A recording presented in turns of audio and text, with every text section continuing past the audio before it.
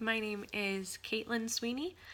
This is a vlog for my communications class. Today I'm going to be talking about an online phenomenon that most of us have probably seen, some of us might have experienced, and a few of us may have even participated in. I'm going to be talking today about online shaming, what it is, and some of the dangers that come along with it. So, online shaming is pretty much exactly what it sounds like. It's using technology like cell phones, emails, and social media, especially to humiliate someone publicly. And while public humiliation isn't necessarily a new idea, you can look in a history book, or you can look in even the Bible has examples of early torture devices, the pillories and the stocks that were used to restrain people in public. I couldn't think of the word. They were used to restrain people in public by the hands or the neck or the feet, just out in a public place where people could come by and see and laugh at and throw rocks at and just kind of abuse you in a public setting. So while it's not necessarily a new idea, the idea of publicly shaming somebody, social media definitely gives a wide berth to it that it never had before. Back in the days of pillories and stocks, maybe someone from the next town over would hear about you and know you on site, like, oh, that's the guy who got thrown in the stocks last year in the next town. Whereas social media, there's this new phenomenon, well, not new, there's a phenomenon known as doxing, where people scour your social media and your personal accounts and like everywhere that you've commented, your email address, eventually people can get a hold of.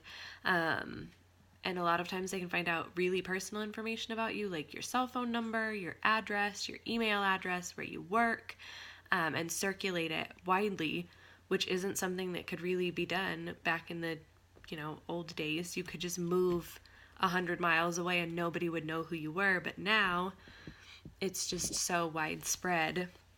And a lot of people use it as like a form of vigilante justice.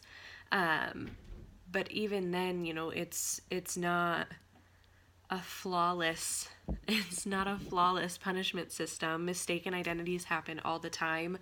I read an article about University of Arkansas professor Kyle Quinn. Sorry, I'm trying to find my notes here. Yes, Kyle Quinn. So in late 2017, white nationalists gathered at the University of Virginia to protest the removal of a Confederate statue. And within hours of the protest happening, pictures were circulating online on Twitter, on Instagram, Facebook, and people nationwide were working to dox and find the personal information of the people photographed. And Kyle Quinn of Arkansas, unfortunately, looked an awful lot like a man who was there named Andrew Dodson. So people started finding, Professor Quinn's information. He was getting emails from his college campus.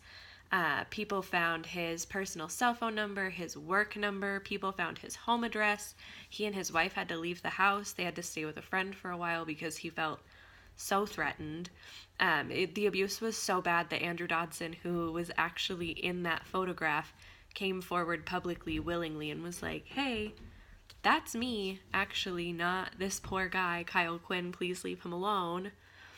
So that was just, the perfect example of people use it as a vigilante justice system, but it's such a flawed system. There's no way to ensure that you've always got the right person. So yeah. Don't online shame unless it's dog shaming, because dog shaming is absolutely appropriate and you should look it up if you don't already know what it is.